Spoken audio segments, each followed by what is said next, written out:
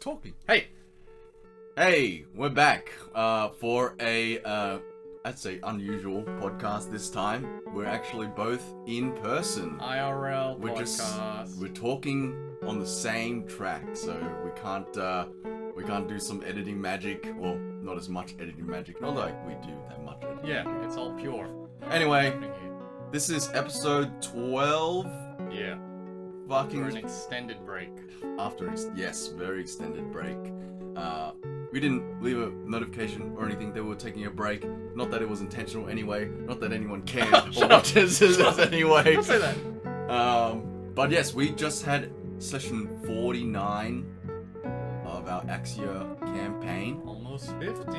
Nearly the half century bicentennial. Yeah.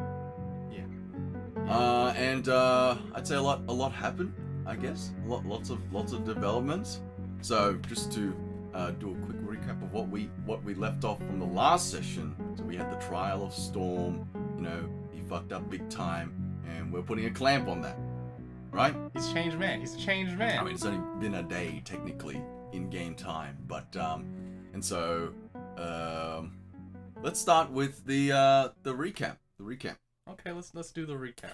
Okay, so first we met, so again, Oasis, their player couldn't make it to this session, so Albert did some DM magic and made them go away for the time being. She got a mysterious letter, and she was like, I gotta go, guys. Something important came up. Gotta go.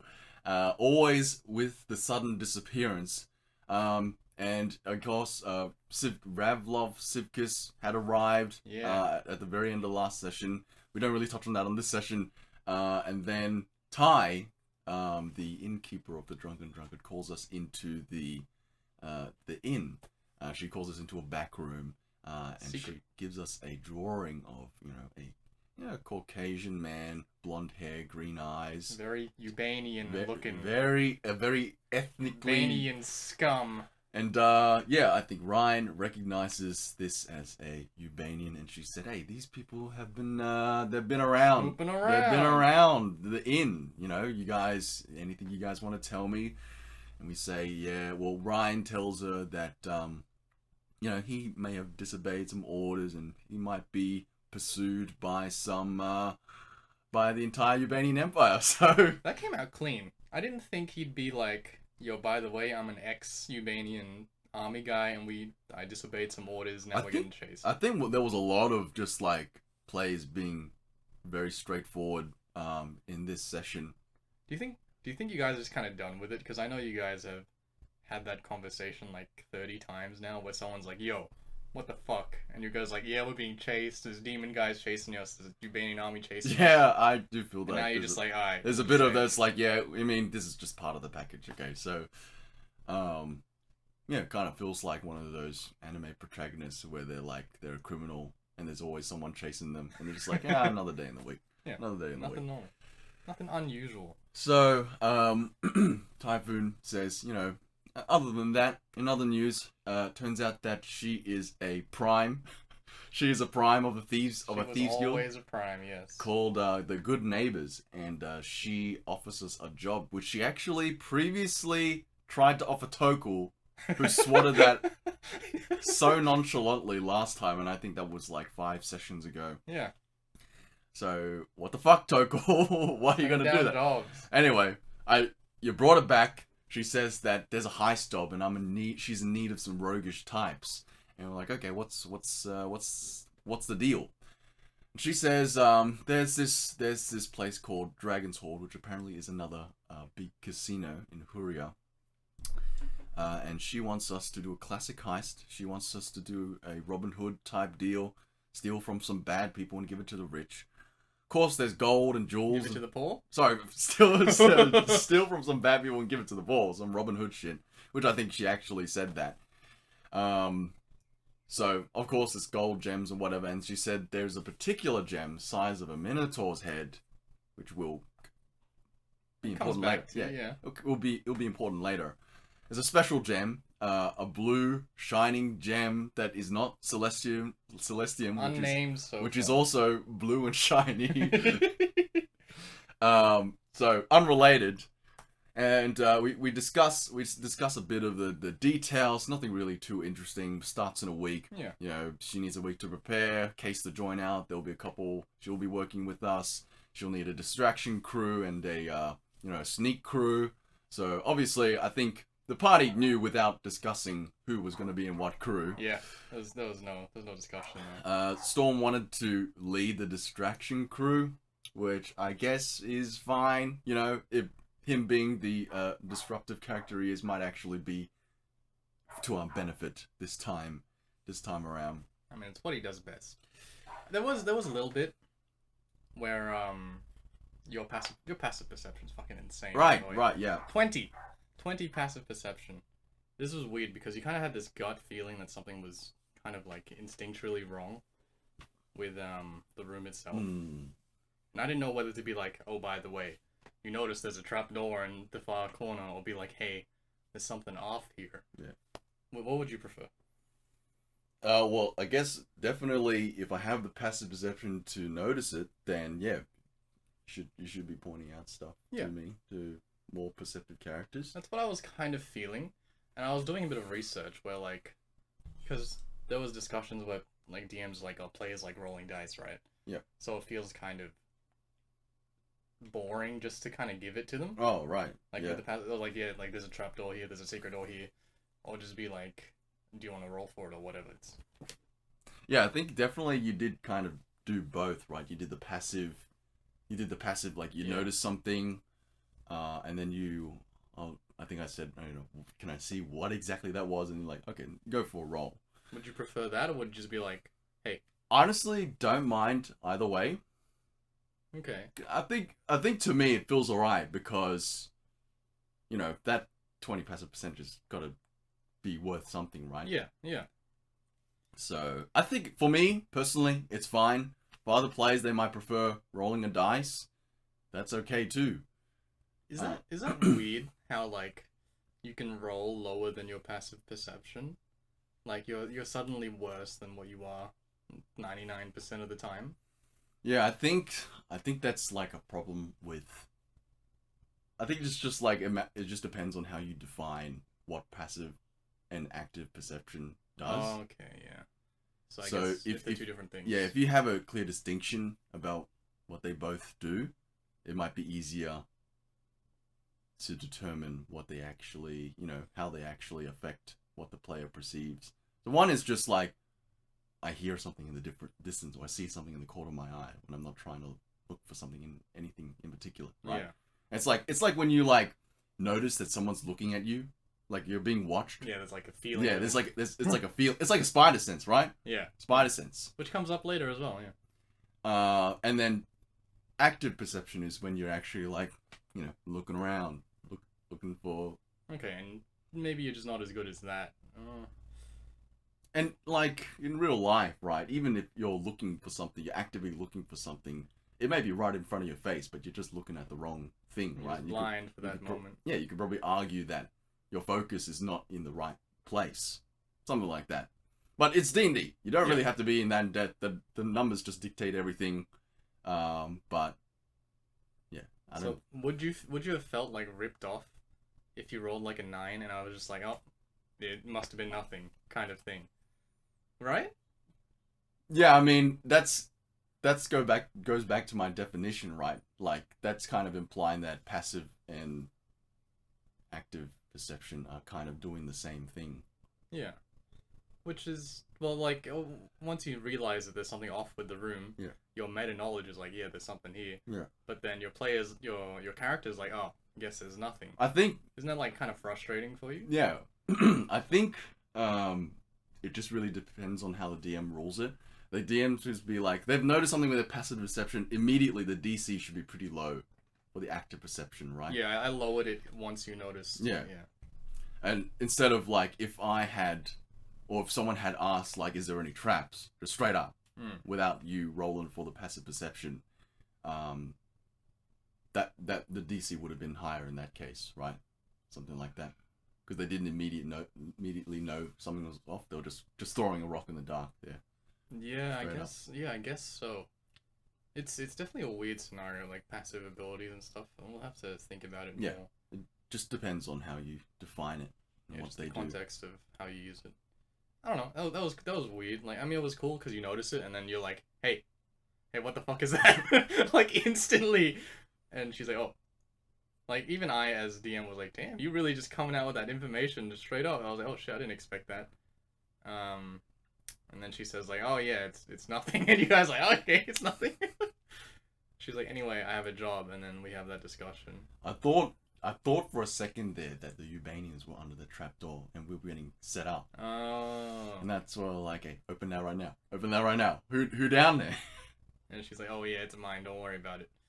And then she reintroduces herself as Prime, head of the good neighbors. Oh yeah, she's like, I better like, I better clear this some out shit before, gonna go down right now. I yeah. better say something. Clear the air, clear the tension in the room. Because there was a little bit of tension when you're like, hey, what the fuck is that? Yeah, that was fun. Because she was always going to be a somewhat major character. Mm. I just didn't know when it was gonna happen. Did you always plan for her to be a prime? Yeah, she was always a prime. Like from when I was writing Korea, I had all 11 primes written already. Do you for some characters do they change? Do they tend to change on like what their role is in the campaign depending on like how the story's like how going? you interact with them? Yeah, like let's say you have like shopkeeper, right? And Okay. he's just generic shopkeeper. Shopkeeper A, yeah. You came up with him on the whim. He's got like 2 personality traits. He always loves to talk about jewelry, something like that. Yeah. And then, it's the classic thing where the party gets fixated on this character, even though you came up with him in 2 minutes, right?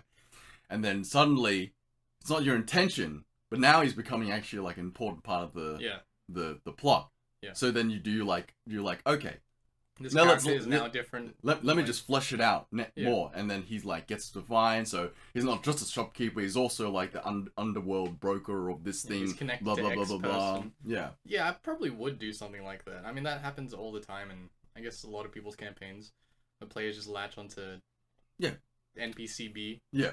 And then you're just like, okay, we're running with this. So yeah, I'd say it's not exactly changing. It's more just like you said, fleshing it out.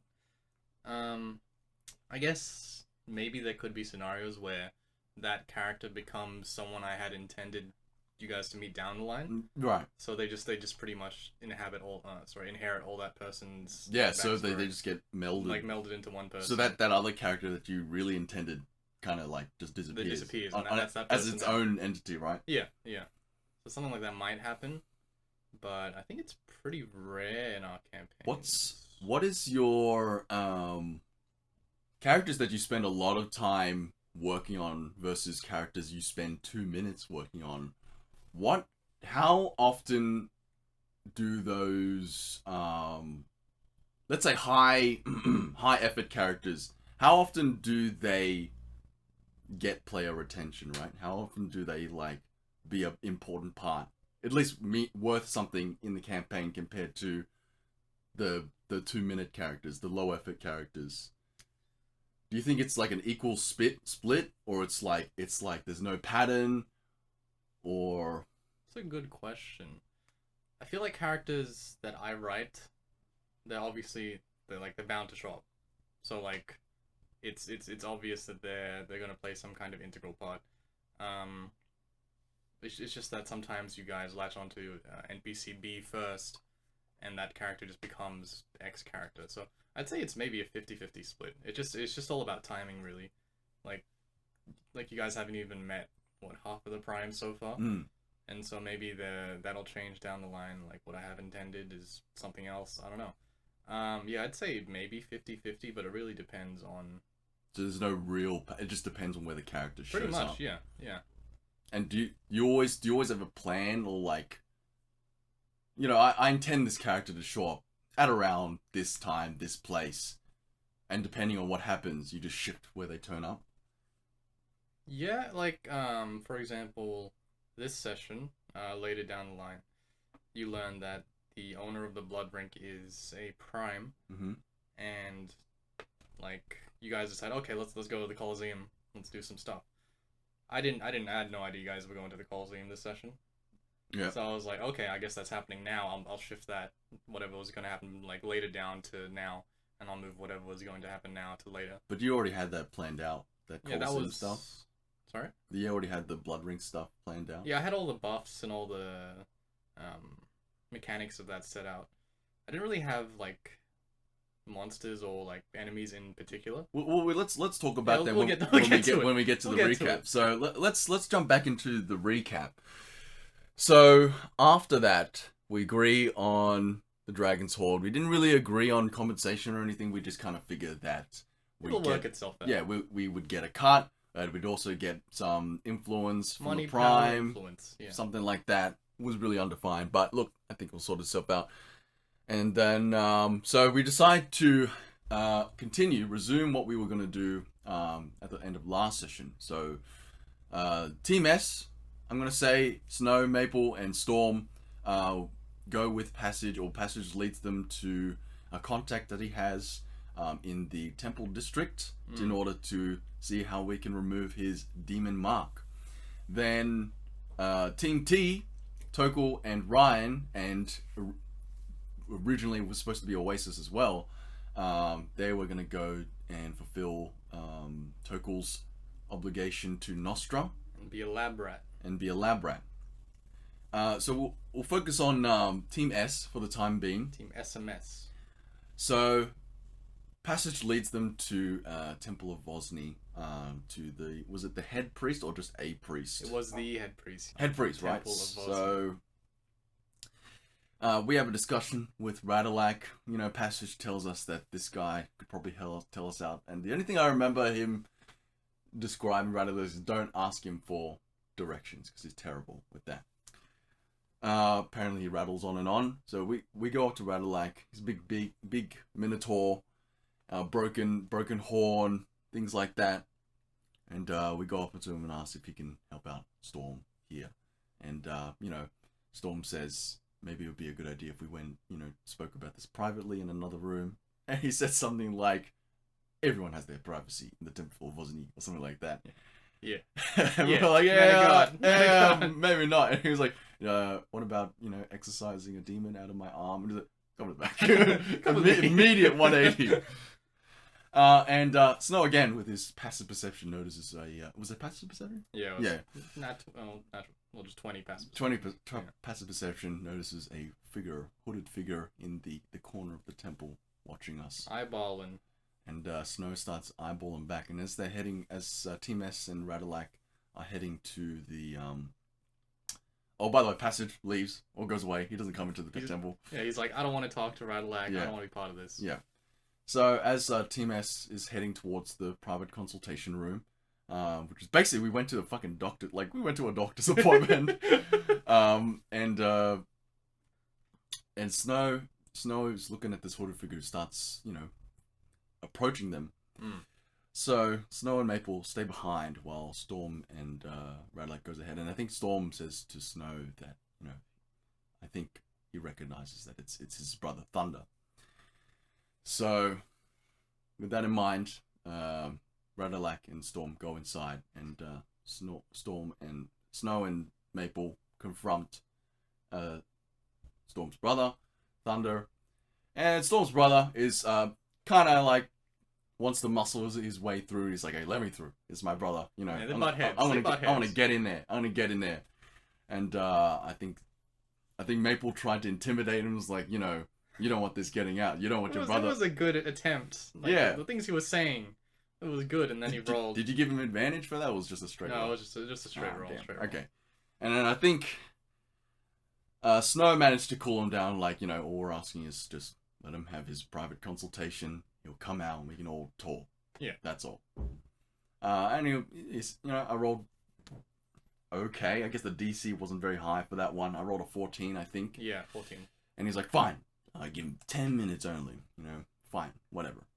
And then they wait out there. Meanwhile, what's happening inside the consultation room? Radalak is like, okay, so we have 3 options. First, we could just peel off the skin where the mark is, see if that works. Next, maybe cut off the arm. And then the third option is the Demon Severance Ritual, which requires a big X gem. amount. A great gem, blue gem, very big. Around the size of my head. About the size of my head. Everyone's looking like, yeah. It didn't click for Lewis. Oh yeah, like 5 minutes later. Yeah. So Storm was like, okay, let's try the skin grafting first. So they do that. He fucking like most gruesome description of the skin peel. Like I was imagining like, you know, a fruit peeler like going across the skin. Oh, just cringe, you know. Yeah. Cringe in the mortified sense, and so that doesn't work. Apparently the mark has penetrated at least skin deep, and it's still appearing on his now bare flesh. Yeah. So then they discuss for a little bit, like, okay, cutting off the arm. You know, Storm thinks, okay, well, might not be that good.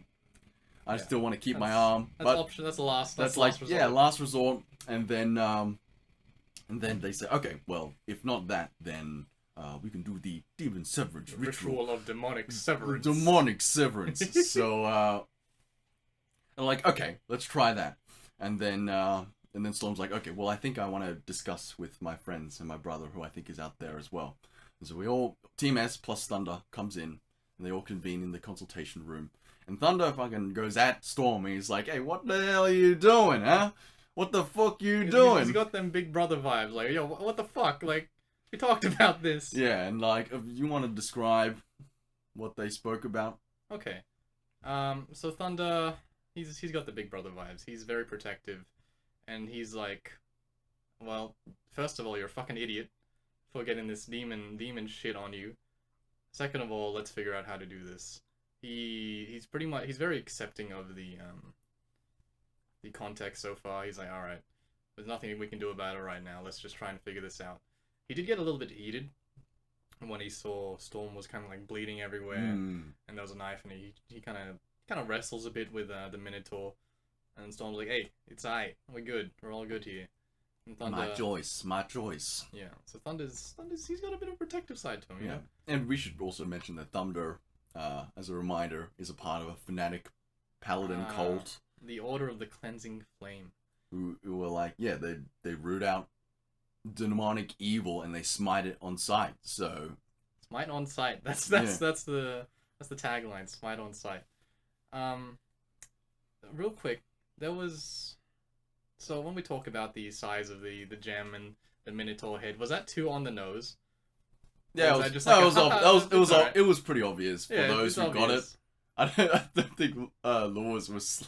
Yeah, I thought he got it as well. And then he was like, you know, size of a Minotaur's head. He's like, oh. I was like, dude! God. Like, narratively, was it like... There's kind of like an ass pull, like, we need X MacGuffin from... this place to do this ritual. Yeah, it did kind of feel like that, but it's just like. But it's like, yeah, that's just how it goes, yeah, right? Whatever. That's just D&D. So I was like, okay, they probably understand that. Yeah, I think I didn't mind it. It was not as subtle as when you did the murder mystery session. Oh yeah. It didn't feel as subtle as that, because that was like.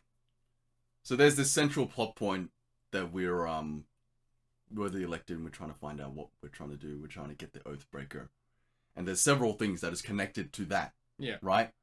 And so there was like Scourge of the Sands plot point, and then there was also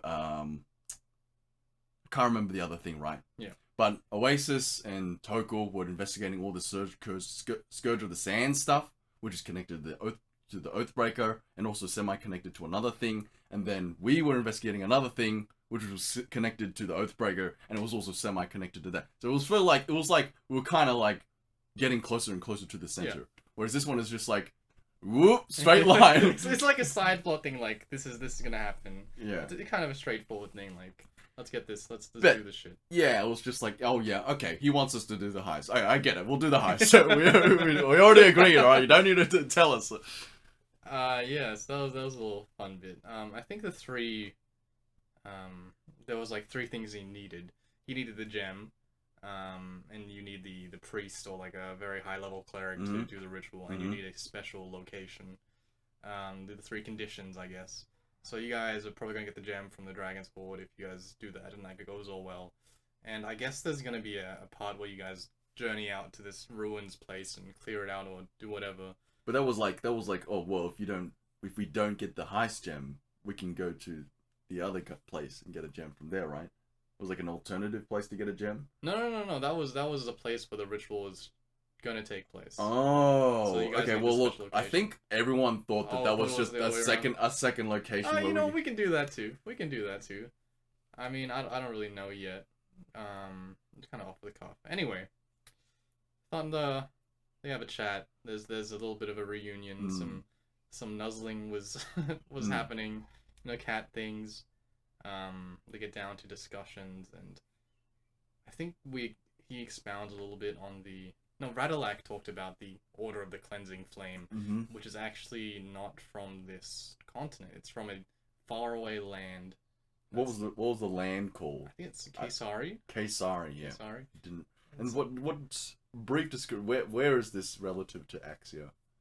I think it's directly to the. If you remember, like a long time ago, I showed you that really Yeah. ugly map. Is it the Brazil looking one? Like the the, purple the, one? the South America I looking think one? so, yeah. And it's a land of ice and barren snow or whatever. And so they all worship this flame, the fire, the cleansing fire, which is kind of like thematic, like, you know, ice. People want to be warm and shit. So they have this fanatic idea of the fire is God. And so they have this expedition of a division, which I call the third chapter, that came to Axia, and they have to do something here. And in a one shot, you guys met. Yeah, that was their small first platoon, yeah. their first appearance. Yeah, there. the first appearance But of I the think- third chapter. Yeah, I think you always wanted to do something like that. Yeah. I remember you when we first started, and you were like, oh yeah, I saw this thing online where these monks go around, they fucking smite people after they scan them or something like that. I remember you Yeah. saying that like 2 years ago. Terminator style or RoboCop. Now it's kind of coming to fruition. Not exactly the way I expected it to, but it's pretty much. How did you expect that? Well, originally it was going to be the scan, you evil, you die. But now it's just like they just go around hunting demons kind of thing. So they're maybe not as insane, although they do have their extremist methods. Like in the one shot, they burnt down a whole village Yeah. of innocents because there was some relation to demons. They killed a flat player character. I think that was the very first player death we ever had was in a one shot. It was Matt's character. You got smote, Yeah. smitten. Yeah, so they're a little bit crazy, you know. And it's kind of revealed to Storm that Thunder only joined because they have their mother. Yeah, And some hidden obligation regarding Yeah. why their mother was spared. Yeah, so in Lewis's Storm's backstory, he kind of left his mother's disappearance open-ended. Mm-hmm. So she was out on a hunt and she just disappeared. Right. And she was just kind of presumed dead. Right. So I was like, okay, I can use this. And now, well, there's a reason now. Like Thunder, like it never really made sense to me that some guy from some random jungle place would join the fanatical order of Yeah. paladins. And I was like, okay, then we can make a connection here. And now he's doing it because he wants to somehow save his mother, who's captive or something along those lines with the paladin order. Yeah, at least one thing they got going for them is racial diversity. They just take anyone, right? Hell yeah, They take yeah. anyone. Yeah, they love everybody. as But long they as also they're not smite demons. everyone. They Yeah. just smite everyone. They got everything in order. They're what's the word? Diverse, culturally accepting. Yeah, they got their diversity quota. That's the one. Yeah, I mean, it's good fun, and I think Thunder proposes like, well, we could take you to the Exarch, and he'll probably burn you alive. So that's like the leader of the third chapter. Exarch Igneous, Igneous. leader of the third chapter. How did you come up with the term Exarch? Did you find it from somewhere? Or I you think made it up? Exarch is a what's the word? An archaic term for like a head priest. Ooh, it sounds cool. I'm pretty sure, yeah. Yeah. Because I think they use Exarch in was it Halo? No, that's something they use use prophets. Prophets? Yeah. Oh, okay. The It prophets might have are been there. something else. Maybe Warhammer. It sounds like a Yeah, Warhammer thing. Warhammer. Very Warhammer thing, like a Space Marine, Yeah, Exarch, something yeah, like that. Yeah. Like God Emperor or whatever. Yeah. And he's like, okay, we could take you to the Paladins. They'll probably burn you alive though. Yeah. So I don't suggest it. And Thunder's like, alright, you guys are gonna do this ritual thing. I'll try my best to keep the Paladins off your backs. I think he also says cutting off the arm also wouldn't help. Yeah. Because they tried something like that. They've tried something like that before. And then, like, there was, like, yeah, trying to, like, hey, maybe we could... I think Thunder was actually pushing for the Exarch thing. And everyone's like, it just sounds like a shit idea overall. Get burnt alive. Yeah. Thunder's... Maybe he's a little bit changed from the last time Storm has seen him. Because I think it's... The time span has been maybe 5-6 years. Right. Since before they met in the casino or whatever. What's the age difference? I think it's 2 years. Oh, 2 okay. years. So not that much. Yeah. So he's like, alright, I'll get the paladins off your back, and when you guys do the ritual, I'll be around to help out. Just let me know. And then there's a heartfelt reunion, blah blah blah. Yeah, you guys decide this is what we're gonna do. He's gonna like, alright, I'm going, see ya. And then everyone's like, okay, see ya. Yeah, and I think they had some alone time. They They bonded. They yeah. bonded a little bit. I think Snow and Maple outside were like, hey, you want to get some mail? We want to get some mail. Get some mail. I mean, yeah, it's fun. It's fun doing that stuff, right? Yeah. Like playing something someone else wrote, like when I played Uchi that one time. Which we'll talk about. We want to talk about that later. We gotta get to that. We'll get to that. We'll get to that. That's coming up. That's coming up. So yeah, you guys finish that whole up. You figure out we're gonna do this ritual. We just need to do the Dragon's Horde stuff first. Oh, by the way, do you recall in the vision how one of the things you guys did was you robbed a Dragon's Horde? Yes. So there was a mention of the Dragon's Horde, which I think Ty said, have any of you heard of the Dragon Horde? I said, in some form, yes, we have heard of that. Yeah. That's what I was referencing to. I mean, is it a self-fulfilling prophecy? Who knows? Who knows what's going on right now? I'm telling you, should never have spoken to Passage again. That guy's a landmine, alright? He's a time bomb. Hey, he's just another member of the party. He wants to be included. Yeah. So everyone, so Team S, Storm comes out, Thunder goes away, Passage still has not returned. We don't wait for Passage. And Radalite goes back. Radalite goes back to his duties, and Snow tells Storm, we're gonna go to check some mail now. It's been a week and a half since we last got our mail back in Venture. So they head to the mail. And let's pan over to the other scene. So I think we just did a full scene, but it was broken up into two parts. Yeah. So the other scene is Team T, TT. Just like we got it. Copyright. Toko and Ryan go to fulfill his obligation, Toko's obligation to Nostra to be a lab rat, quote unquote. Yeah.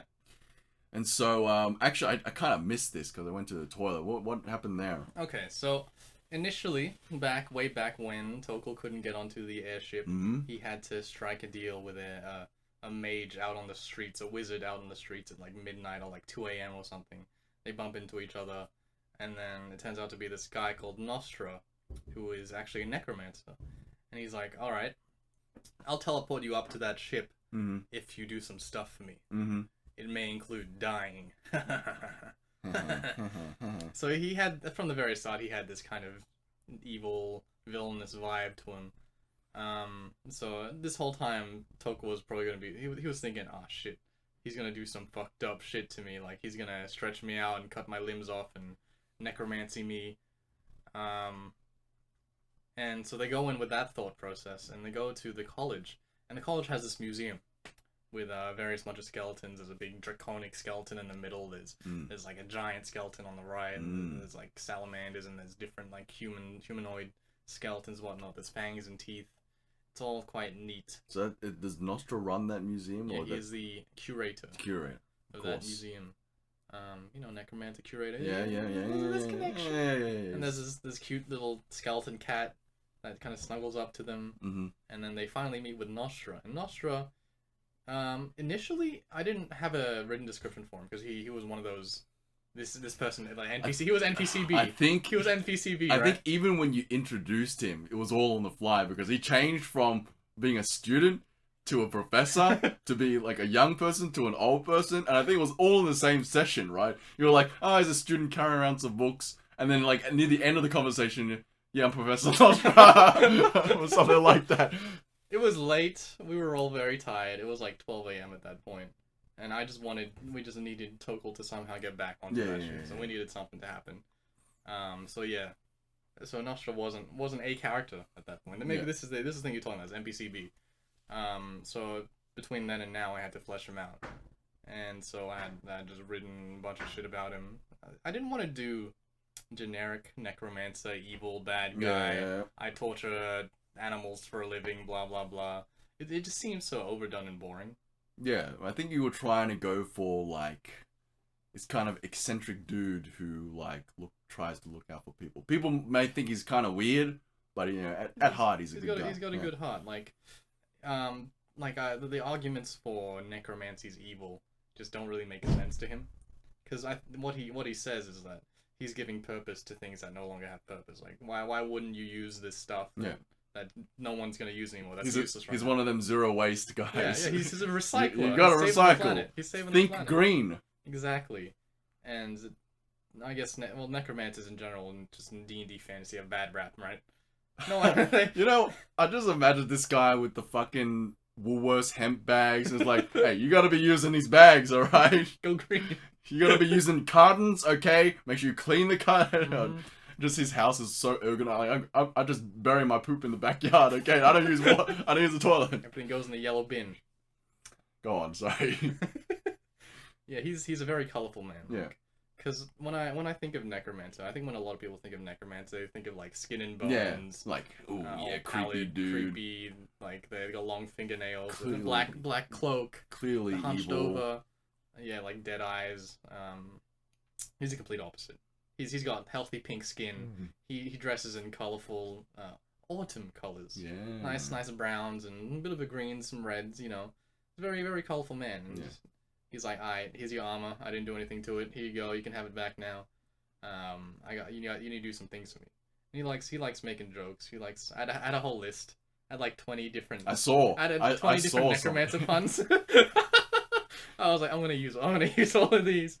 Oh man, I had a lot of fun just saying stuff like, I don't know, like necromancy's a dead end job, or something. I'm positively buried in work, or this is jaw dropping, or I'm just ribbing you, or stuff like that. The autumn theme is going on because autumn is like when, you know, trees kind of like die off, kind of, and like, you know, there's leaves falling off. Was you trying to like go for that symbolism there? There was a bit of that, like a renewal. Yeah, it's kind of like cycle. I feel like it's kind of like a renewal cycle, but it's kind of like the twilight, right? Just like things kind of like reaching their end before they start again. Yeah. So he's at that point in the cycle where he's at the end and he's making things come back to life, kind of thing. Which is it was like a little neat point, I guess. Yeah, he tells a lot of jokes, and Tokul's like, I think Tokul and Ryan were like, this guy's sus. There's something wrong with this guy. That's classic D&D player behavior. He's sus. Let me get some insight checks on this man. And I think he rolls pretty high. And Ryan or Ryan? I think it was Ryan. Yeah. And then he's like, oh yeah, he's weird, but he's not evil. Kind of vibe getting from him. And so they're sent to pick up a package from a shoddy bakery down in the lower residential district. And all they're given is, you just have to go up to the guy and ask for the usual. It's unmarked bakery. Super bakery. Suspicious. And they get this box from this gruff, kind of creepy old man who kind of laughs at them for being Nostra's new assistant or whatever. And the box is like, it's big, it's heavy, it's closed off. It just kind of smells like the bakery, which is kind of bread-like. Yeah. And it's got different small parts in it, or like, I guess like large parts. So I think what the assumption was that it was gonna be like body parts or whatever. Yeah. Yeah, I think I remember Tokul being like, this is so creepy, it's so creepy. What if there's like fingers or whatever in here? Like, is this his breakfast? Are we just delivering? Are we Uber Eats now? It's so fun. And people kind of like stare and point as he comes back with this box. And they come back, and Nostra's like, alright, we're going out. So they go back down to the residential district with Nostra, and it turns out the box is really just full of bread. just loaves of bread, loaves of big bread. Fresh bread. Fresh bread. Fresh They're bread. handing it out to all these poor people. And we do this thing in D&D where the players who aren't in the scene now just kind of subsume. They become Yeah, they other assume characters. like some random NPCs, and they're usually just throwaway NPCs. Yeah. And as actually, it's happened a few times, and I remember this is, I think the first time it wasn't quite the same, but when we were at the Baron's party and we had to disguise as different people, we kind of we kind of assumed different characters, and I remember back then we had a meme character called the old dude. Oh, the old dude. The sweeper. The sweeper going do, and like, yeah, that was an inside joke from a long time ago. How we would just follow around the party and just like write down because they took his job or something like that. So now he just stalks them everywhere. Yeah, and then it happened again. It happened a few times, I think. A couple sessions ago, when Storm was putting up an act or something like that for a crowd outside a casino, and like we were like pretending to be other people in the crowd. NPCs in the crowd. The freaking Mexican grandma and Barras. Oh, Barras, yeah. Barras, who apparently is a planned character by Ryan. I mean, I really like how you guys do that. Like, yeah, for instance, when we had like the arm wrestling stuff with Kragan a while back, you guys were the guys shouting in the crowd. Yeah. Hype up the hype man in the background. And we do it again later on in this session as the Coliseum thing. Yeah. You're the woman throwing her underwear into the Coliseum. It's fun. It gets everyone involved. I really enjoy it. This one in particular, though, it was probably the funniest shit I ever seen. Fucking Tommy no arms. So Tommy two arms, who has no arms. So the other three players, Storm, Maple, and Snow, they play the children, the poor children who come out. And Storm and Maple, they're just playing normal kids. I think Susie and Peter. And then there's this other kid, this fat, this overweight, sweaty kid, and he's like, all he wants is bread, and he's like, give me the bread. Give her the bread. He's got no arms. I remember thinking, because I was like this, right? Yep. And I hadn't initially. I was sitting with my arms tucked in, like kind of in a chicken wing type pose, right? And I wasn't initially thinking he's armless, but I was like, but what if he was? And so we were like, okay, get the kids to sit down. The kids sit down. Like I sit down as an armless kid. And people just start fucking laughing. That was probably one of my favorite moments of that session. People just fucking laughing at this. I feel bad for saying it, but it's just this weird armless kid who's just obsessed with bread. I think it was just the surprise. Like, it was just not what you were expecting. Yeah. And Tokul, they're handing out bread, blah blah blah, and Nostra's like, okay, Tokul, you ready to die for me? And Tokul's like, what the fuck? I thought we were doing some good stuff here. And he's like, yeah, we're doing a play for the kids.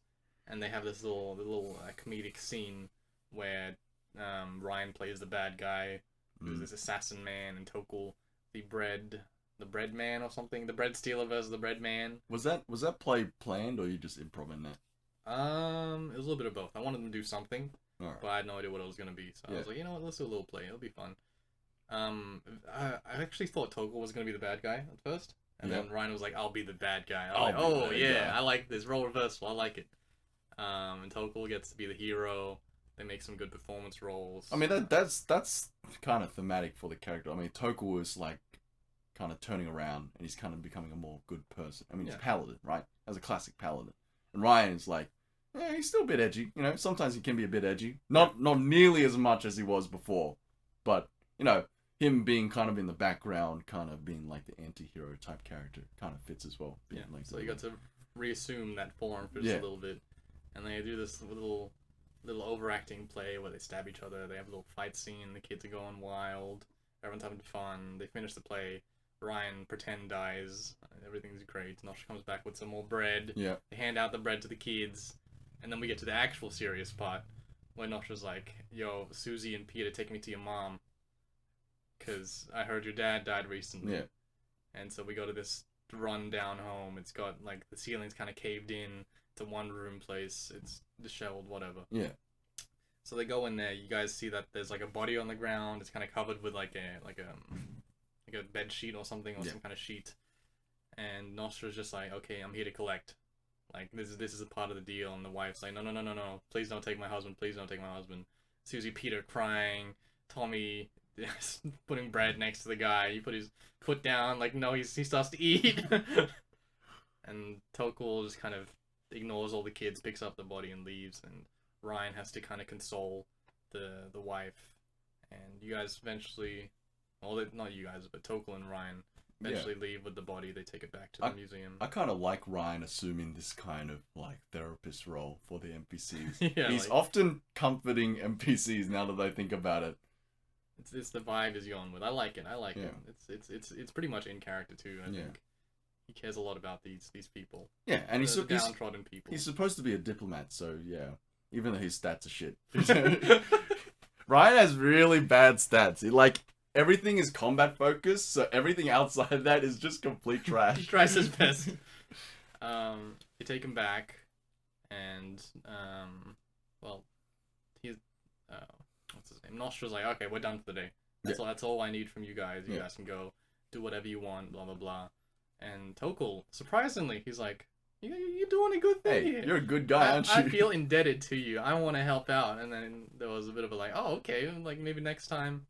And then Ryan's like, if you gotta do the bread thing again, maybe we'll come back and help you out once every week.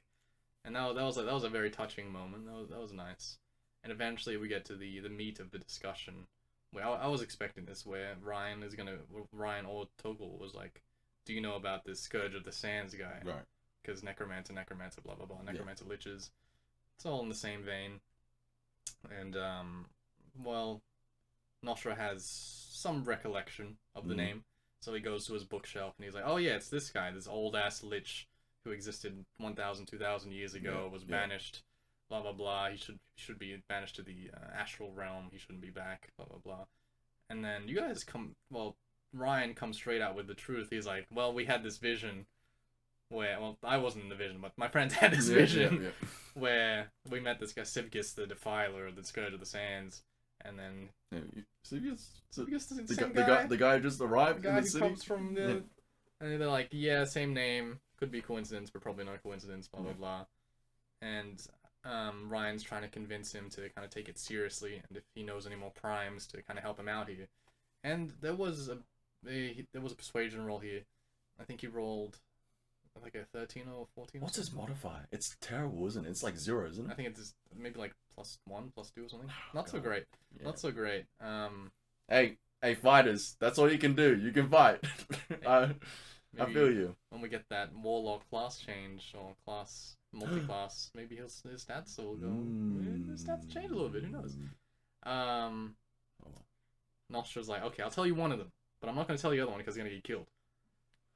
So he tells them about this man called Aldrich Warthorn. Who is the leader of the Golden Flag, this big merchant company in Huria. So when I write cities, I do the sperm method. Do you know what the sperm method is? No. The sperm method is social, political, economic, religious, and military. So it's like the five categories of like a city, like the sperm. Oh, sperm. I thought you meant spur, as in like a cowboy spur. No, sperm. Okay. Because that's the acronym. And for economic, it took me a while, because how does a moving city make money, right? How do they, why does this exist? Like, I mean, an obvious answer would be it relies on exports and imports, right? Yeah. That would be an obvious answer. But, what the hell do they export? Exactly. And, for some places, like a town, like a village only exists because there's a good farming land nearby. Yeah, or there's a mine nearby. There's a stream. Yeah, there's a river. Or they have some, yeah. Yeah, none of that really exists in Huria. And so what I have is that, Wait, so there's no, arable land?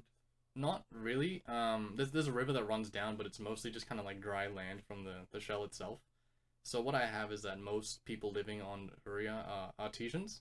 They're all part of guilds, which create kind of luxurious goods, like carpets, sense, rugs. But they just got to import everything, stuff like that. Which makes everything extremely expensive, I assume. Yeah, and every so often, I guess I'm not sure if I'd say this now, but I guess it's kind of world building because this might come up later. So the big turtle, where it goes around in a circle and in the sands and the desert, and at the very most northern point, there's the city called what was it called? I forgot the name, but it's the trading city, the major trading city of the continent, which pretty much where all the other continents come and trade with them. Yeah, so and it stops by there. that would be like the northernmost point. Yeah, That'd be northernmost like point. Cairns in Queensland or something. Yeah, like I that. guess. Yeah. And yeah. Oh, yeah, that makes sense because yeah, it would be the closest port to every other continent, everywhere else. relatively, you know. And so the turtle stops nearby there, and that's when they offload all the goods they make on like every round trip. What's the town called? Oh, I have it written somewhere. I could look for it. Kind of excited to go. That sounds like it's going to be a super posh town. Yeah, and right? it's gonna have like influences from every other continent. And oh, that sounds cool. That sounds cool. So I still have to write a lot more about that. Yes, clicking through notes. This is good content. I think it's called Altagira. I haven't really written anything for it. Altagira. I think it means because I do a lot of like in Google Translate, just to get. Yeah, I do that a lot too. I think it means like a trade or something. I don't know. It's very simple. What language? I think I went with Arabic. Arabic. Yeah. So that might come up later on, very very later on down the line. Speaking of influences for Huria, what was the main influence for the desert? Definitely Middle Eastern. Middle Eastern. I mean, I think that's the classic. Yeah. That's the classic, right? Yeah. There's. Oh, I don't know. No. I'll tell you later. I'll tell you later when it comes up. There's other influences. It's too spoilery. Yeah. Really? Maybe a little too spoilery, but there's other influences. But it's mostly Middle Eastern. That's the classic. I think I know what it might be, but yeah, we won't talk about it. Yeah. So what we're talking about? We're talking about the economics of Huria, right? Yeah. So they export a lot of stuff. So the Golden Flag, which Aldrich Warthorne is the leader of, pretty much does all the export stuff. He like owns all the ships that take the stuff off the thing. So that's how he's the most richest guy. Yeah. Blah blah blah, and that's pretty much all I wanted to say. Really, that's why he's a prime. That's why he has a lot of influence. And I think he's only mentioned, so it's just a lead we can go on. Yeah. So I'm relying on the other players because a lot of the stuff I missed. I was just listening to most of it. No, I think at this time I was writing some of these notes. So yeah, this is a downside of writing these recaps. But also don't want to spend 2 hours writing this after the session, afterwards, which I was doing before. Yeah. And so Ryan was like, "Hey, maybe you can tell us about that other prime, huh?" And Nosh was like, "I don't know, you guys are cool, but you're not that cool." I think what at the end of the day, Nosh said, can't be of much help now, but I'll look into it. He said he would look into a specific person, right? He said he'd look into Civius. Civius, right? Yeah. Yeah. Okay. And he's like, okay, I'll tell you who the other prime is. It's Lady Saria of the Blood Ring. Right. Which comes into play later on. Yeah. And so they finish up there. They're like, okay, we'll come back if you need help with any bread stuff or whatever. It seems like a good cause. They leave, and then you guys bump into each other outside the post office. Outside the post office, just coincidentally. I remember some players being like, wait, we just ran into them? Yeah. I'm like, yeah. Yeah, who cares? Who cares? We ran into each other. It's a small town. Each other all the time. I think for some players they may have broken their immersion. Yeah. But for me, it's just like, whatever, man, whatever. Yeah, the party just needs to get back together at some point. Sometimes I do put immersion at like the top, if not the priority. top 3 in order to like get into the game. But sometimes I'm just like. Sometimes you just kind of sweep it under the rug in order to like make the game flow better. Yeah. And also game flow is also very important as well. So you kind of have to be juggling. That's why, like, there was a little bit of a shopping spree which we just skipped over. Yeah, it was like I think on the way to the post office, Team S wanted to buy some stuff, and I think Lewis Storm bought a new outfit, black and gold, because I think he tore it up his outfit in order to get the skin graft or whatever it is. I don't know why he tore the other one up. But he has to be matching. That's why. Oh, sure. And then so he's like, okay, I'm a new me. I'm kind of trying to change. So I'm gonna get this cool kind of like outfit black suit, still lavish with these kind of gold trimmings, gold gildings. Looks very Imperial Guard looking, but still ethnic, still very ethnic. All right, we gotta have the ethnicity. That culture vibe. You gotta keep that. Yeah. So he unlocked his Huria outfit B. Huria outfit B. Part 2. So he's very special edition, very special edition. Yeah, he unlocked that secret route. Yeah. Oh, the very secret outfit. You got to get all these hard ass achievements for. When you finish someone's quest line and they get a new outfit, a new skill. Yeah. I love that about characters. Like, I love evolving characters because it just makes them so much more alive. Yeah. So I hope to see that more often. And I think one of the reasons why this session felt so good is because everyone when they were role playing, it felt really genuine. It didn't feel forced. Everyone got their turn, kind of similar to what happened a few other sessions ago. Everyone got their turn. I think Storm made an effort to like kind of sit back just because of the circumstances of what happened. So everyone got their turn, and everyone was really frank. Everyone was just really frank, which was really refreshing, I think. So yeah. Yeah, no time for lies here. Yeah, no time to dig around. Done. So we all meet at the post office, and we check for mail. And then I think you got confused. Yeah, I thought it was the same guy. I thought you're like, yeah, it's the same guy, the guy from Venture. I thought you guys checked in Huria. That was my bad. No, I think we were going to check in Huria when we arrived earlier on. But it was after we arrived, but it was too early, right? We decided it was too early. Yeah. But we checked in Venture. Went up to Huria. It's been a week and a half since then, in game time. And then we check again.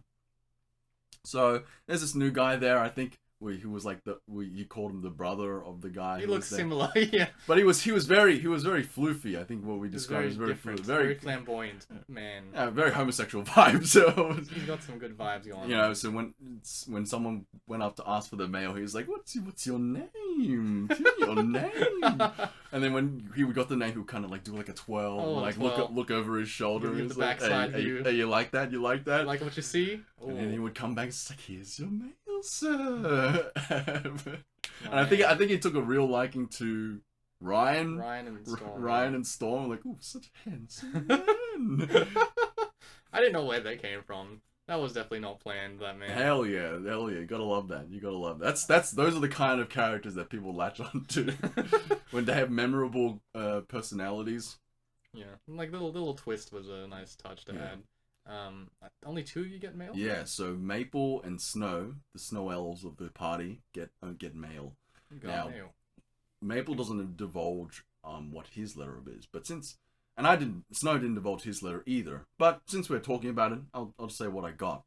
So Snow wrote a letter. Well, he received a letter, a very old letter, that was probably a pending letter to be received for 100 years or so. Yeah, it's around 100 years ago. From the prince, which was kind of like a call to battle, like, we're gonna take revenge on this king, the Denatharian king, and we're gonna drink his. Well, no, we're not gonna drink his blood, but we're gonna bathe in his blood. We're gonna take back what was stolen from us. And it was a really confusing letter because Snow did not know the context of what this letter came about. Right? Yeah. All Snow knew is that he had supposedly died. He died in his backstory. Yeah.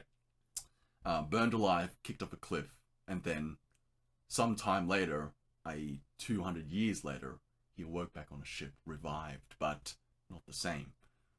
Looked like fucking crispy bacon. Crispy bacon wrapped in bandages, right? Yeah. And so Snow writes back to this really old crusty letter saying, what did I say? What did Snow write? I have it written. I do have it written. More looking through the Discord. This is good content. Good content for the audio. Like this. Here we go. Here we go. So it went like this. Prince Uchi. So this is Snow's reply back to the prince's blood-curdling letter. He says, Rio told me something back in the Trident, that the Pale Shadow was a part of an event regarding the king some years ago. Rayford, your letter said. You said my blade would drink his blood. You killed Rio, and just now our kin are dropping like flies. You tread a dark path, Uchi. Maybe it was you who brought me back. Was it worth it? And then, I think in brackets here, the paper is cut open below the text and above the signature. And then I sign off Yuki Shika. And I think Maple asked, like, you didn't give the male guy your last name, like, or he asked me what the last name was. So Snow's last name is Shika, which basically just translates to deer. Snow deer? Yeah, just deer. Yeah, snow deer. Yeah. I think Maple's name is Fukuro, which means owl in Japanese. Yeah. I don't know what Kaede Kaede? means. I think Maple. Real talk. I think Kaede is a girl's name in Japanese. I mean, he is a very. When I see. He does seem kind of effeminate. I get kind of like an androgynous kind of vibe, right? I think that's Like what he was going for, blondish because hair. when he was consulting me about making a snow elf character for the campaign, I think he said Maple kind of seems like a girlish name, and I wanted to say, I think Kaede is also a girl's name in Japanese as well, and it just clicked for me now that maybe that's what he was going for, like a more androgynous character. Right. Yeah, kind of Eisen-esque, right? Yeah, I know he doesn't listen to these that much, but if you're listening, Maple, let us know. Please confirm. Please reply. Put it in the comments. Hey, get in the comments. And so, he gets he gets a letter back from Uchi. I think an unmarked letter, and it said, "Did you really think you were dead for the past 200 years?" So that's kind of like an ominous foreboding. Yeah. And then Snow writes a quick reply. Like, huh? What do you mean? What do you mean? WTF? And then he posted back. So that's where that was. Maple got a letter. Didn't say what it was. He also went away to send. He was shooketh. He was very shooketh. He was shooketh. Ooh. That's why he went to that Coliseum straight up. I want to kill something right now. Ooh. Shooketh. Okay. Shooketh. Getting very Sieg vibes. Let me kill someone. Let me kill someone. I'm Get angry. some blood. I'm angry. So after that, Patrick's just like, hey, nobody thought to check up on me. Passage. And Snow's like, oh, you're here. Good. We're leaving. Bye. I don't know. Passage is kind of around. Like, even I forgot about it for a minute. I was like, oh yeah, Passage is around. So he shows up and he's like, alright, I want to go now. I'll see y'all later. I'll iron some stuff out with Radalak. Because Radalak's definitely not going to do this for free. It's an expensive ritual and requires a head priest, whatever. I'll figure out some stuff. And so he splits off and you guys decide to go to the Coliseum. The Blood Rink. Coliseum. So I think the plan was we head to the Blood Rink for now. And if we have time afterwards, we case the Dragon's Horde joint, which is nearby the Blood Rink, which is why. And I think tomorrow, Storm has his Charm and Harm recital, recital, whatever it is, for a very important person. Which I think initially we weren't going to allow him to do that. Yeah. But now it's just kind of like, okay, I think he's kind of mellowing out. So let's just lengthen the leash a little bit. Yeah, some dots are being connected. Like back then when we first said it was just for a very important person. You guys had no idea who it was. And now there's a very important person who entered town, so maybe same guy, who knows? Mm-hmm. So maybe it connects, I don't know. So you guys go to the Coliseum, you sign up, you put yourselves under fake names. Wait. Some of you do. Before we get it, you said there was something about Prince Uchi you wanted to talk about? Or was it that? Or just the letter. Or was it just the letter? Yeah, what did you think of the letter? What I think of, Like, what the fuck? Yeah, it was very big question mark. What does it mean? Big question mark. So, was Snow was he unconsciously conscious?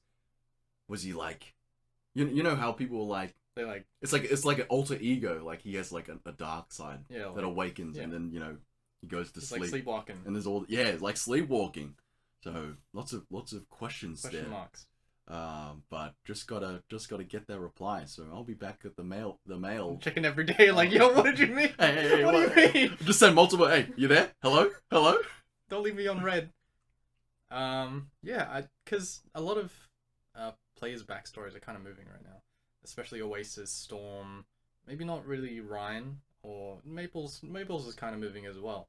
And I have this list at the start. I'm adding this list at the start of every session notes where I just have every player's goals. And Ryan mentioned recently that he wants to be facing death at every turn, or he wants his ass to be like. Is this a private conversation? No, I think we had this conversation end of last session, where like he's waiting for that Ubanian retaliation to happen. Right. And so now things are kind of coming together. Like, oh yeah, these Ubanian guys are kind of just they're casing the joint. They're coming around. Everything's kind of creeping up on them right now.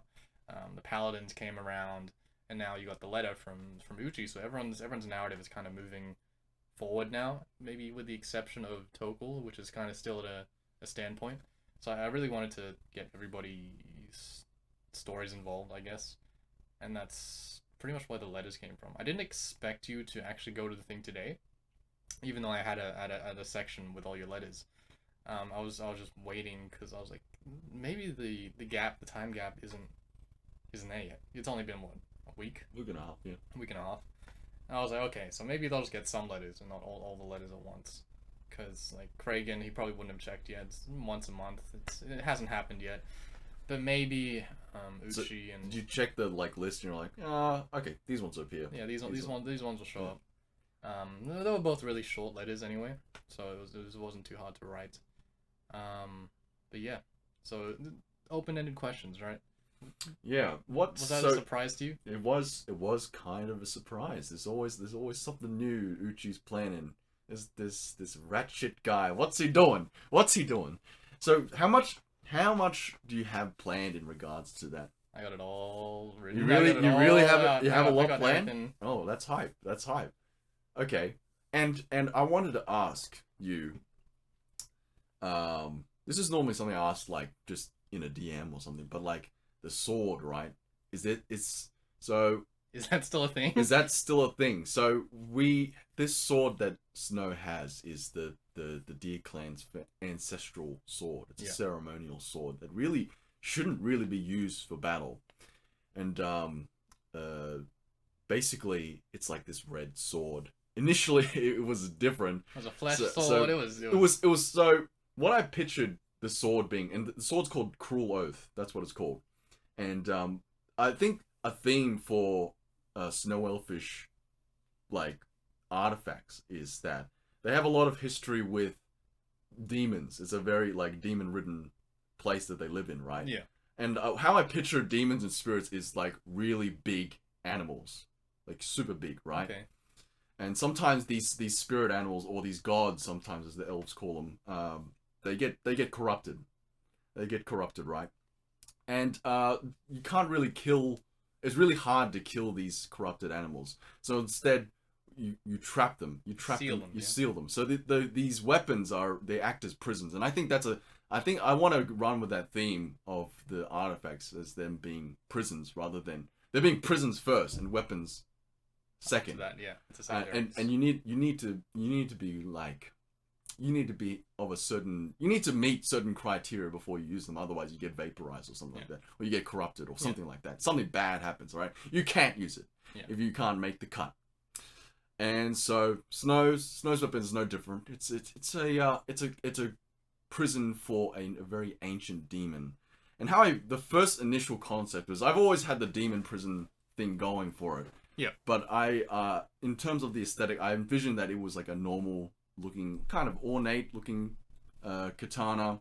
And when it activated, it like, if anyone has seen Parasite and how the blades come out of the flesh, that's how I was kind of picturing it, right? Not like a meat dildo sausage sword, okay? Not like that. It looks cool, right? It was cool. But I think the other players weren't getting that. So I was like, okay, drop the meat idea. Let's reform the sword. And I think the sword went through like an evolution where it evolved or something like that. It changed forms. In canon form. So now it's like a red. It's like I picture it as like, you know, rippling steel red sword, like a darkish crimson red. Yeah, like a blood red. Yeah. So and it's a blood drinker. It's a blood drinker. Blood drinker. So when it kills enemies, it drinks the blood, which I haven't been able to activate yet. It's an on-kill effect, but I haven't killed something with the sword in a very long time. And I thought about that, and I thought maybe change it. Maybe. No, not rechange it, but maybe Snow's like realizing this thing is not good. Obviously, it's just not good. So I'm definitely not. I think it's coincidental that he's not using it. He's more often opting for a bow because it's a better form of combat. But like, I think if we want to think about it thematically, Snow's realizing like, okay, maybe I should avoid using this because this thing is evil, right? It's clearly not intended to be used. You know, it's intended to be sealed away as a prison, right? So he should be more careful about how he uses it. But then it's just a magic weapon just sitting there. So like, you want to use the shit that you have, right? Anyway, that's not what I was trying to get at. I was trying to get at, it used to talk. Remember it used to talk? There were times when it talked, yes.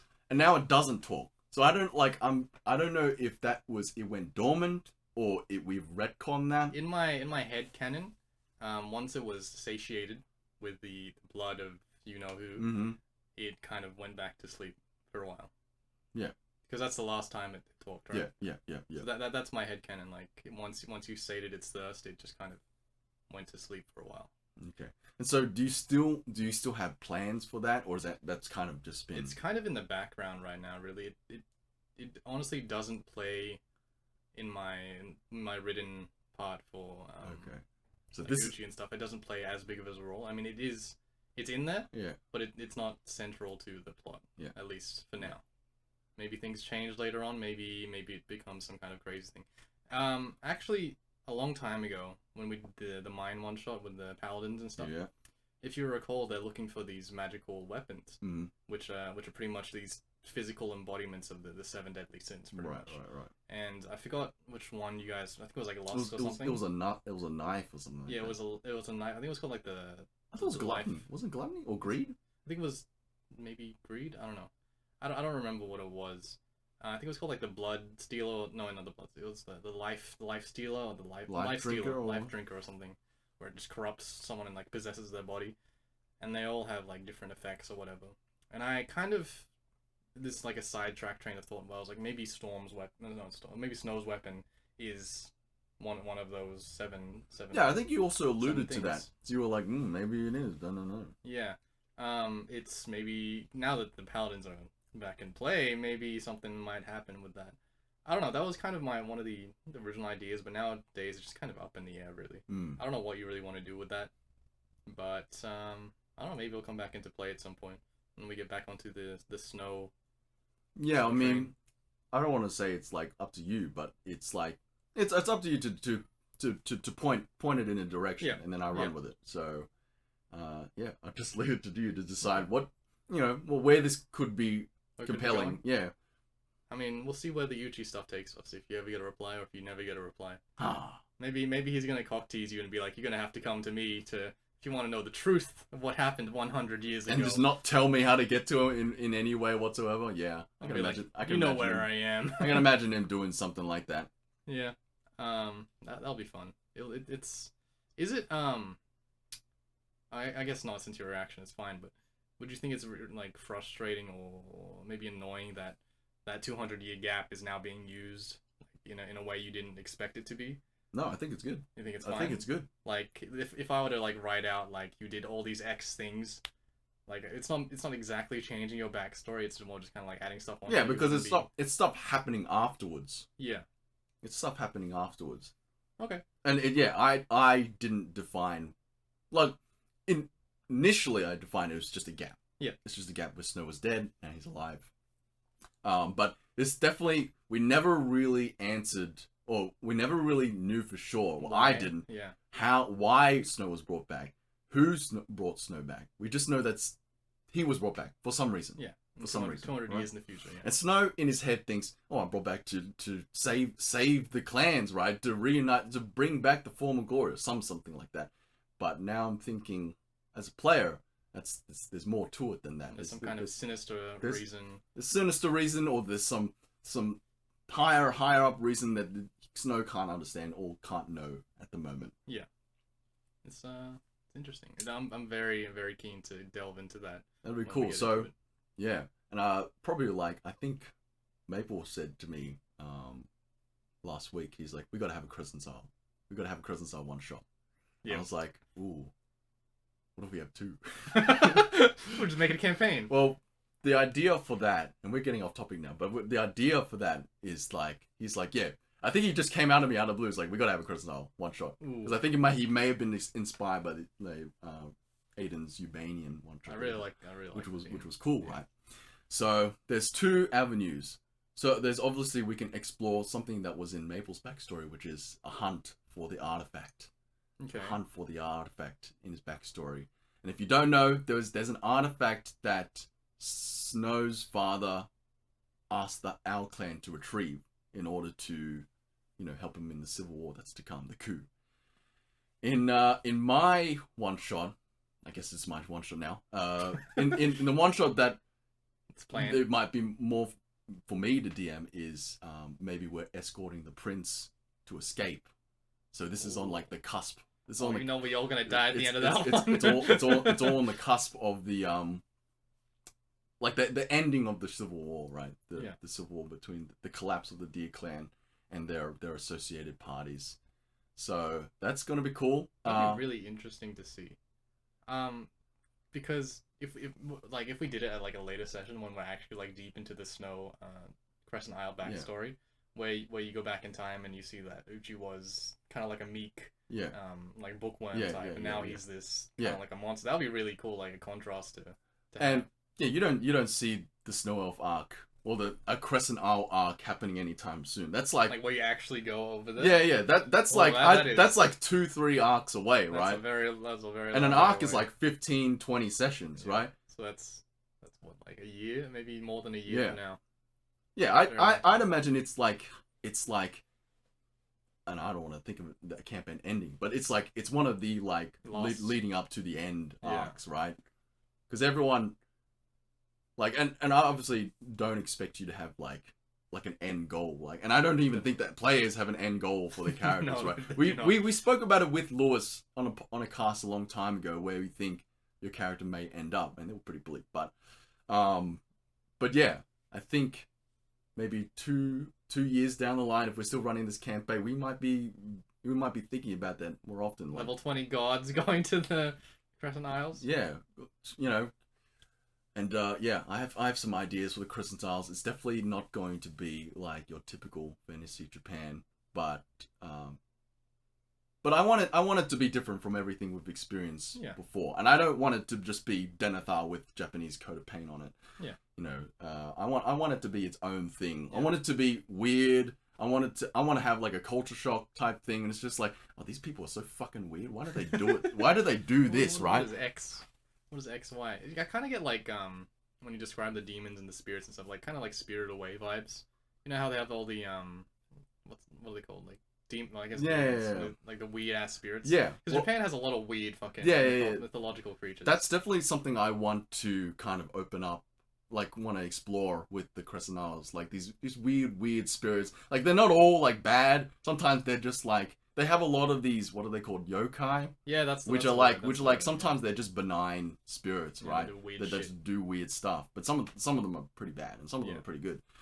And there's another Ghibli movie that I take inspiration from, which is Princess Mononoke. Which, if you haven't seen it, you should watch it, because that is the general feel that I want the Crescent Isles to be like. Because it's a lot of like nature versus man, you know, and the creatures aren't like they're like spirits, but they also take a physical form and stuff like that. Yeah. So that's kind of the theme, like a baseline theme I want to go at, and like just build up from there. But yeah, I still have to write a lot, and I gotta kick my lazy ass into gear. 2 years you got 2 years. You got two years and a bit to write all that. Yeah, but I gotta write stuff for the one shot. So if we have a slot for a one shot, you know, we will. We'll play. We'll bring it up. Mabel's same. He's like, you know, it's hard to find motivation to write stuff. You know, it is hard to sit down and write. He did come to me with the artifact idea, and I was like, okay, and I wrote a thing for him. So there's definitely something in the works there. Okay, I'm looking forward to that. So, but it might not be for a while, and you know, things without deadlines usually get put on the back burner a lot because there's no sense of urgency with that. I mean, some of the best writing comes from the day before. The pressure, right? Yeah. Sometimes it just comes out ass. Who knows? Yeah. It's really hard to get that. Like, you write something and then, you know, it turns out good. It takes a lot of rewrites, like especially for planned content and all like that. And Crescent Isle was nothing, right? It was just fantasy Japan. It was a purple thing on the map of paint. So anyway, that's kind of my thoughts on the Crescent Isles. I hope we get to see it one day. I hope it's not too long away to go with that. So where were we up to? Letters, right? The letters. Hold on. So you think 2 years from now, do you think we actually hit level 20 in 2 years? No, it depends. At this rate, yes, we're like almost level 10, right? We're halfway there. So wait, how long did it take for us to get to level 10? 2 years? Well, a year and a bit. Not counting the hiatus, a year and a bit, yeah. Which is, so 50 sessions. So at this rate, if we level up at the same rate, session 100 would be around level Yeah, 20. and I think Critical Role they were level 20 by just over 100 sessions, right? Yeah. Yeah. I think leveling is definitely gonna slow down a whole lot Yeah. because for the first 3-4 levels you just level 1 like every session, like first 5 Yeah. levels. I mean, 10 but sessions. those first few levels are pretty brutal. They're pretty brutal. Yeah, one shot by everything, Yeah, right? yeah. So I think nowadays it's definitely not gonna be the session 100 or level 20. Yeah. Maybe 150, 160. I don't really know. It depends on what happens. Sorry, we're just level blow. Yeah. I don't know. It's very far in the future. I don't know what's gonna happen then. Maybe everyone will be dead and be playing new characters. It just depends on how long the arcs go for, because it's milestone, right? And what you define as like an end of an arc or whatever. Because that's the general pattern, right? End of an arc, you level up. Yeah, that's what I'm going for. Yeah. So, like maybe once Huria ends, then you guys level up again. Yeah. Maybe halfway between then and now. Yeah, and how many sessions have we had in Huria now? Oh, maybe 12 or 11. Yeah, so it's actually been pretty long, huh? Pretty long. Shit. But I felt like we just leveled up to level 9 recently. But that might have just been when we arrived at Huria. Yeah. Like the end of the travel arc. Yeah. Which was like, it wasn't even an arc. It was just in between. Yeah, it was like 5 or 6 sessions of just moving somewhere. 11 We've only been on Huria for like a week and a half, right? We've had 11 sessions. There's a lot of shit. There's a lot of shit happening. Maybe we should have like days where just nothing happens. Because every day I guess something is happening. Yeah, it feels like just last week I was just like, hey, I just want to get to the desert. I'm sick of this Denethor shit. No. No, like, hey, I've been here 5 years. I want to see the jungle. Take me to the jungle. I don't know. It's gonna take. There definitely has to be some kind of time skip at some point. I don't know when, but just for like immersion's sake, where like maybe 6 months pass and you guys are just chilling for a while. So why do you think there should be a time skip? I don't know. It just feels weird having like 20 sessions in like a week, and like maybe after everything's done. Oh yeah, definitely. There's always gonna be downtime. So you think like this is like a proper downtime? Yeah, definitely. Like maybe it's gonna be hard. The longer you want your downtime to be, the more you have to think about the background this background moving, and not even that. The current arc and the characters, what they're gonna do, and why they're slowing down. Because if the character's in the middle of an arc and you're like, oh yeah, 6 months downtime, it just like it hits a brick wall, and it's just why is he stopping? Why does he stop there? It'd have to be at a good point. Like, yeah, it would have to be at a point where. But even then, there's so much urgency in the background right now, right? There is. There's a lot of chase. Like I'm gonna kill all your friends and family right as I'm done. You could do. I don't know if you've. This might be spoilers for Attack on Titan, but have you read it? I have. Whoa, wait. How? What chapters are we talking? Like past 100? Oh, I don't know. I don't. It's definitely way later. Way later. So 100 is the time skip. Where they yeah. get to. Oh, okay. So you know about it. Yeah, I know the time skip. Yeah. So something like that. There's a time skip, and it's like, obviously they're training or whatever, and then they appear again. Yeah, it's the end of a major arc. Yeah. Yeah. Yeah. Are you thinking there's something like that? Well, we'd have to do like all the Hesseldane stuff. I don't know if he's gonna be there. Because in that time skip, they're actually doing stuff as well, right? They're like clearing out so and so. Yeah. They're going around the place and stuff. So I guess in that aspect, we could do something like that, where you guys are just kind of doing stuff in a general area instead of just staying in one city and I don't know, chilling.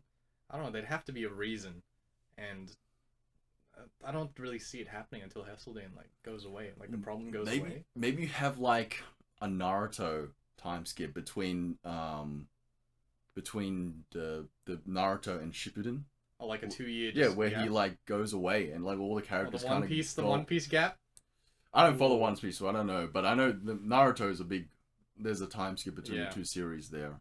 So, like, are you thinking maybe, like, after the Hesseldane problem goes away? We have so many... Okay, let's list the problems. Let's list our mains and subs. Oh, God, mains and not this again. Not this again. We have the Ubanians chasing us. We have a bunch of pissed off people in Trident. You got a dragon who hates you. Dragon who hates us, but doesn't seem like...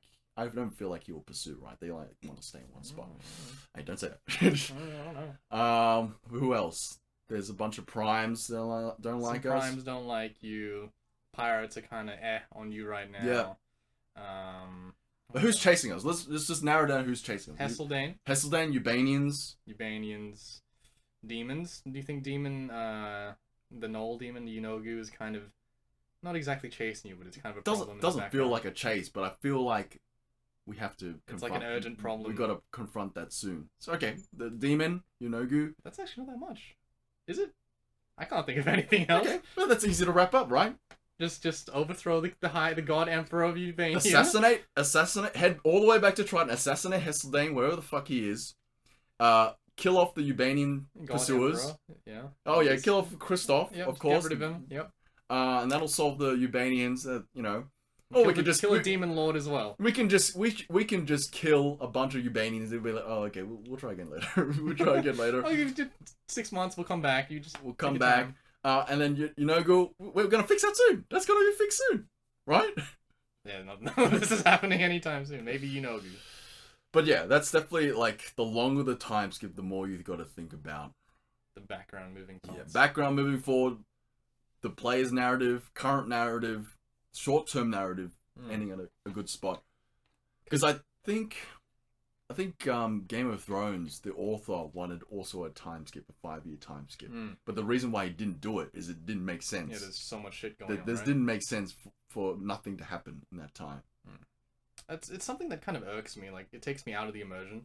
Where some people have these campaigns where they go from like level 1 to level like 20 in the span of 6 months in game time, which just doesn't make sense to me.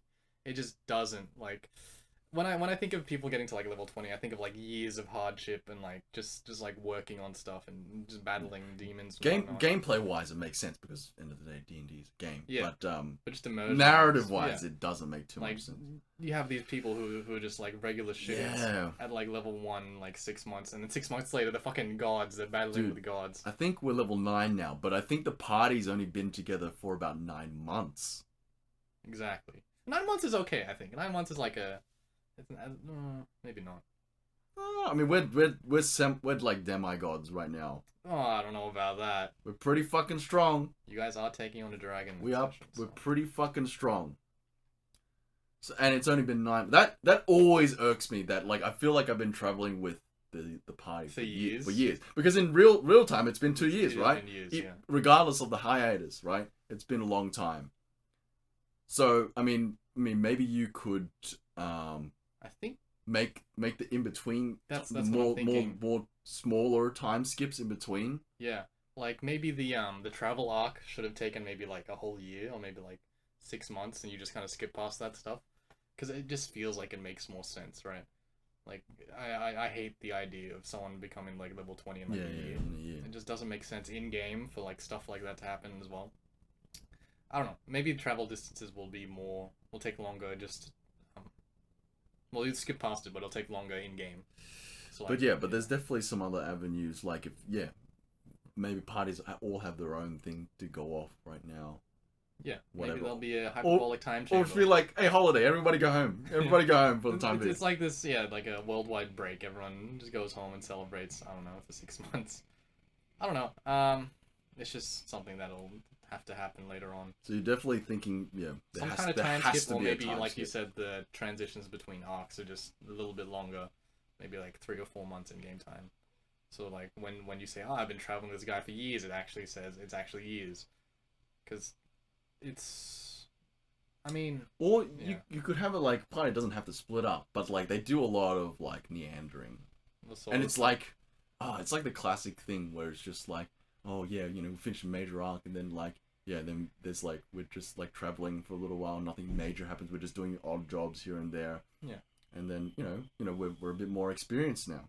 Or you have that classic, everyone splits up to do their own thing, and they have the reunion episode 5 years down the line.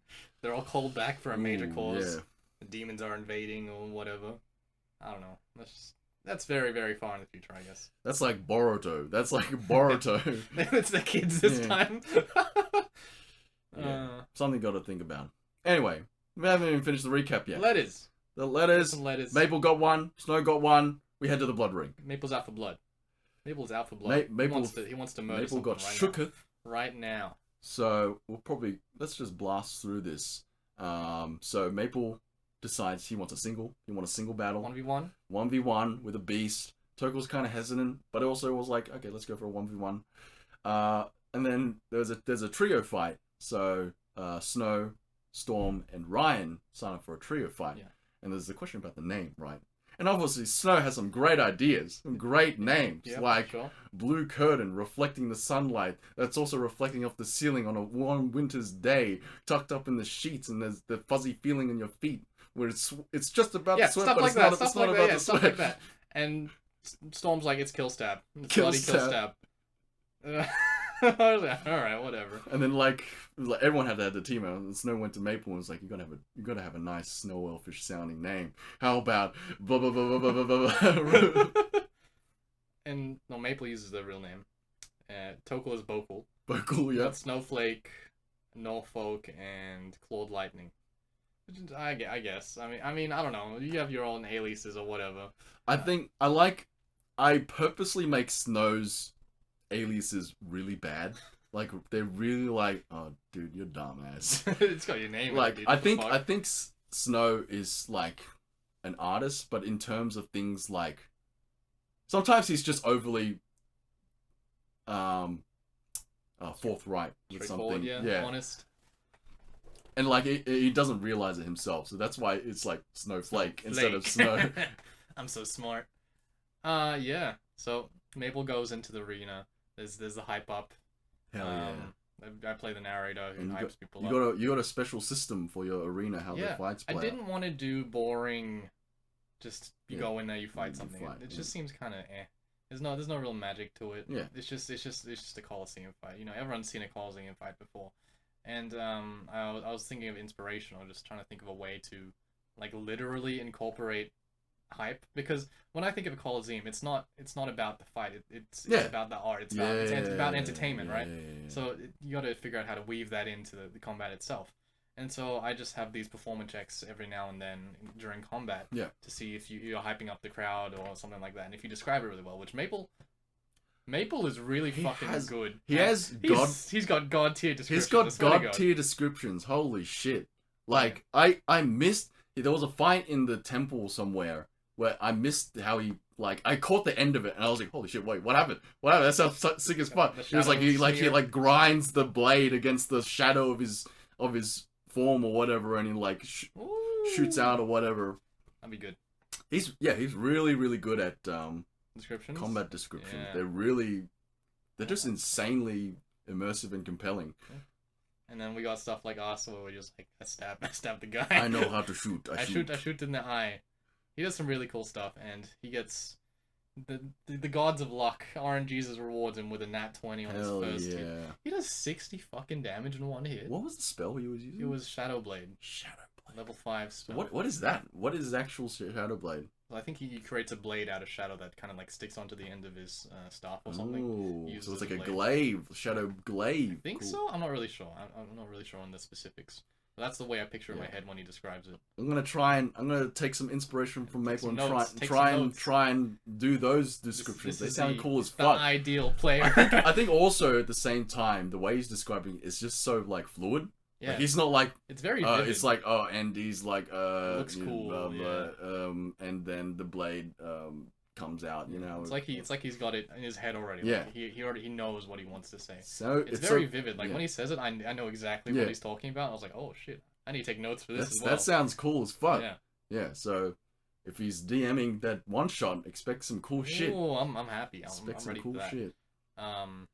He gets haste from the crowd. Mm-hmm.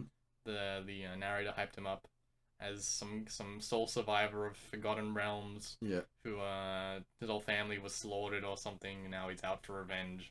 Another classic. So the crowd's like, oh hell yeah, give this guy some haste. Yeah. You guys pictured it as like a voting system, right? And I think I made a mistake in saying the word vote. It's more like you just kind of cheer for someone, because everyone has these like necklaces on in the crowd, and it's just whoever they cheer for gets their energy, gets the power of friendship or whatever, and they get buffed like that. There's no like voting system where I'm just like you're checking like press the console, press the console, press the button. So it's kind of more like that instead.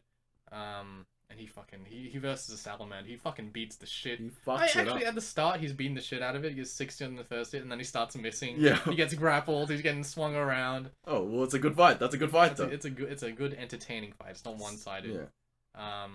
It was good. It was a little close at the end, but eventually he stabs his sword through the the roof of the mouth of the salamander, and it starts flailing, and then he cuts it in half, and he's standing there kind of like bathed in blood, and he just kind of walks off, doing the old I don't care shtick, the edgy I'm Hell walking yeah. away from the explosion kind of deal. Edge walk. It's called an edge walk. Yeah, and he I described the blood that's getting like sucked into the sand. Hint for maybe something later down the line. Maybe that's a plot point. Maybe it's just a cool detail. Yeah. I don't know. Blood Rink. all right. So there was a good fight. The narrative's like, man, you got the attention of Lady Sari. You did some cool shit out there. Hell yeah. And then Bokul no Pico. He goes up there. He goes up there. He actually uses his actual backstory as the time story. I was like, is this a good idea? Bokul, the exiled prince Of the Ivory Veil, the only Gold Clan survivors in a harsh environment with all the big monsters and whatnot. He gets some hype. So I have a list of buffs, right? I think it was like 6 or 7 buffs. Right? You're like rolling on the table. Yeah. And so he gets buffed, but he gets buffed with a potion of fire breathing. At the first time, I was like, this is useless. He doesn't even use it. But later on, he fights the giant. The giant throws rocks at him. He's getting like pulverized at some point. Yeah, he almost dies, right? He was on like 13 HP. He got real close to death there. And he's supposed to be the tank. And he did some cool shit. He ran up and sliced its leg, and he did another slice into its pelvis, and like blood is like falling down on him, and the crowd's going wild. And then he gets a buff of a growth potion. Yeah. So he grows like the same size as the giant. And I'm just imagining like these two colossuses like duking it out. It's like a Godzilla mech fight or something like that. Yeah, that was like hype in my head, and the giant's like fucking clubbing him over the head, and he's getting beat the fuck up. I think he took like 40 damage in like one turn or something. Because the smite, right? No, the giant did 40 damage in one turn.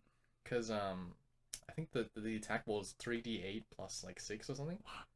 And he gets 2 attacks every turn, and both hit. He got high. That giant was rolling high. Shit.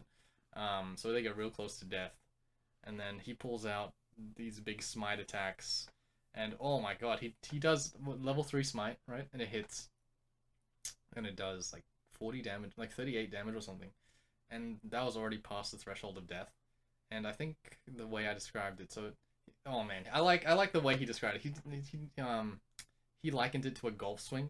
Yeah. Where you're like putting up, and it was so sick, like in my head, like the way it looked, where you kind of swing up and he kind of like hits him in between, like in the pelvis area where he's like chopping his balls or whatever, and he kind of makes it halfway, and then the smite activates, and the holy light bursts out, and he goes all the way through with like one extra like gust of strength. Yeah, so it's like going up, and then he comes back around, and then he gets like bisected. He falls into half, and he's like still being rained in blood and shit.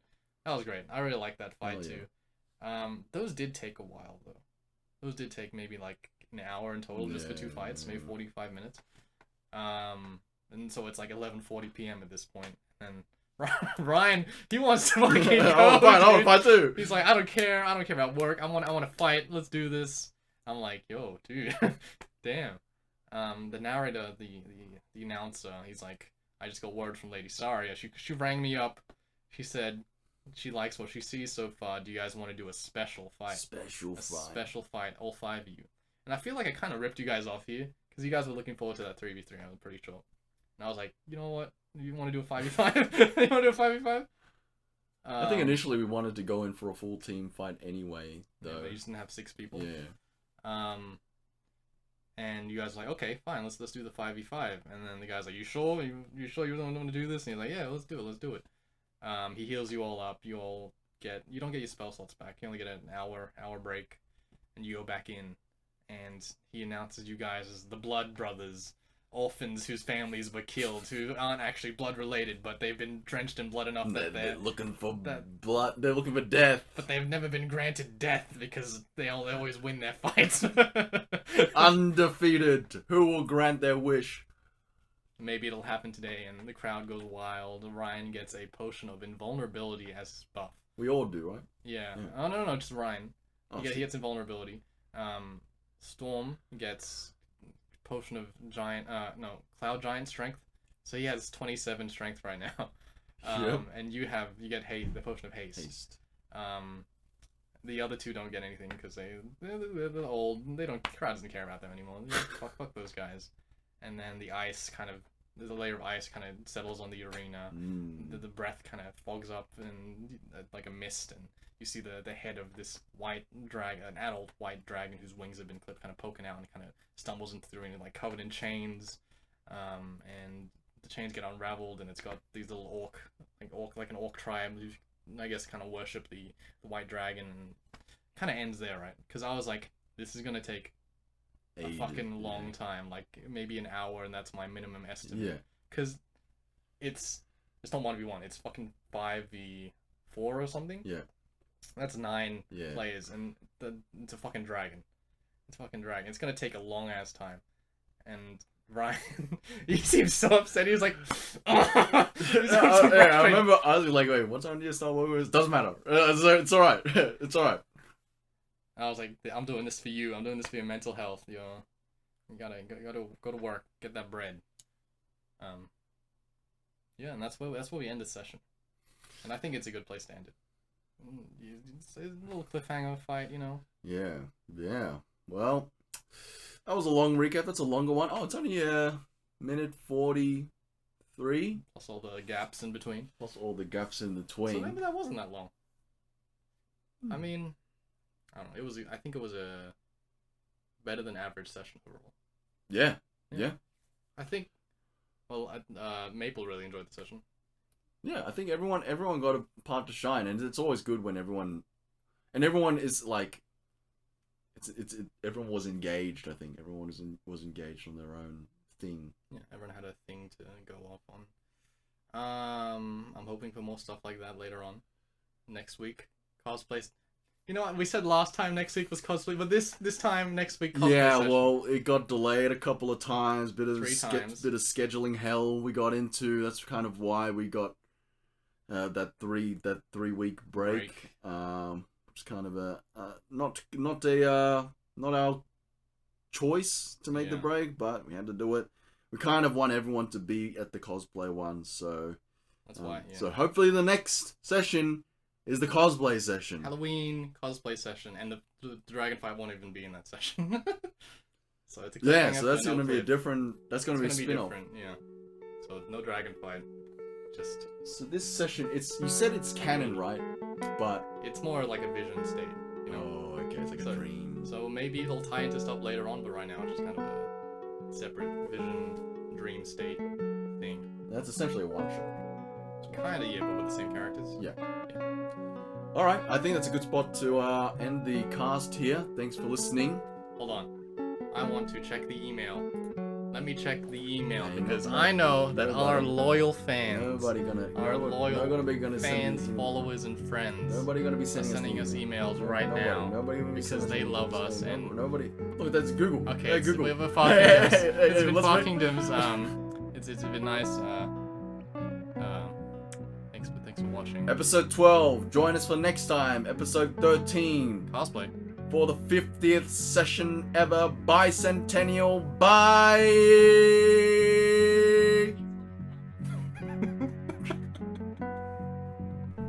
Bye.